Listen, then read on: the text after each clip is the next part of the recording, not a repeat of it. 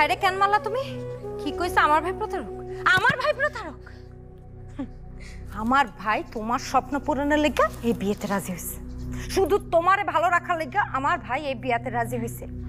কথাটা সারা জীবন মনে রাখো।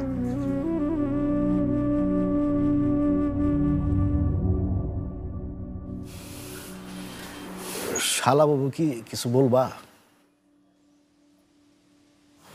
আমি এই বিয়েতে রাজি, আলহামদুলিল্লাহ। কিন্তু আমার একটা শর্ত আছে। শর্ত? কি শর্ত?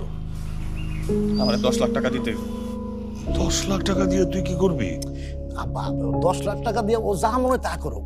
ও বিয়েতে রাজি হয়েছে, আপনি আলহামদুলিল্লাহ বলেন। আলহামদুলিল্লাহ। আলহামদুলিল্লাহ।